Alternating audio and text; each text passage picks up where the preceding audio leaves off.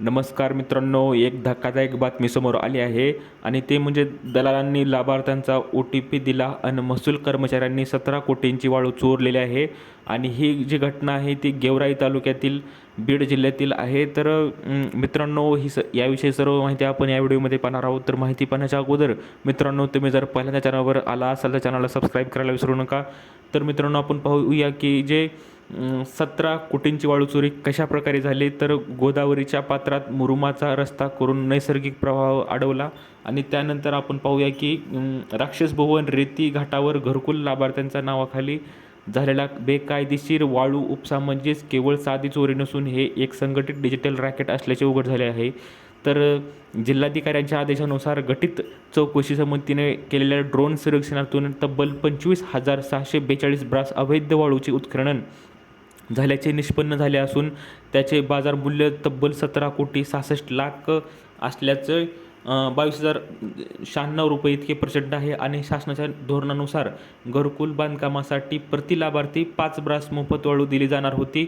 आणि ही वाळू उचलण्यासाठी महाखनिज संकेतस्थळावरून लाभार्थ्यांच्या मोबाईलवर OTP येतो आणि या रॅकेटमधील मुख्य सूत्रधारांनी आणि दलालांनी गरिबांची दिशाभूल करून त्यांचे OTP मिळवले आणि वाळू पोर्टलवर लाभार्थ्याला वाळू मिळाल्याचे खोटे रेकॉर्ड तयार करण्यात आले. आणि प्रत्यक्षात मात्र लाभार्थ्यांना एक टोपली ही वाळू न देता ती इतरत्र चढ्या दराने विकून कोट्यावधीचा महसूल बुडवला गेला. संकेतस्थळावर केवळ 5,395 ब्रासची नोंद असताना प्रत्यक्ष 25,642 ब्रासचा उपसा झालेला आहे.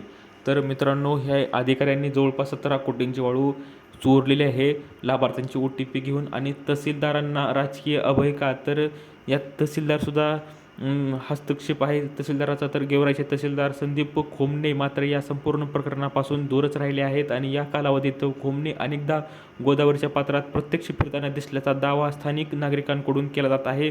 केवळ राजकीय दबावापोटी त्यांचे नाव या घोटाळ्यातून दूर ठेवण्यात आले आहे. तर सध्या महसूल कर्मचाऱ्यांना बळीचा बकरा बनवून बडे मासे मोकळे सोडण्यात आल्याचा गंभीर आरोप होत असून तहसीलदार खोमणेंना नेमके कोणाचे भय आहे असाही सवाल केला जात आहे. तर मित्रांनो, ही जी वाळू होती ही सरकारतर्फे मोफत जे घरकुल जे आहेत त्या ग्राहकांना घरकुल लाभार्थ्यांना ही 5 ब्रास प्रत्येकी मिळणार होती. पण अधिकाऱ्यांनी OTP घेऊन आपल्या स्वतः 17 कोटीची ही वाळू हडपलेली आहे. तर अशी ही घटना बीड जिल्ह्यातील आहे.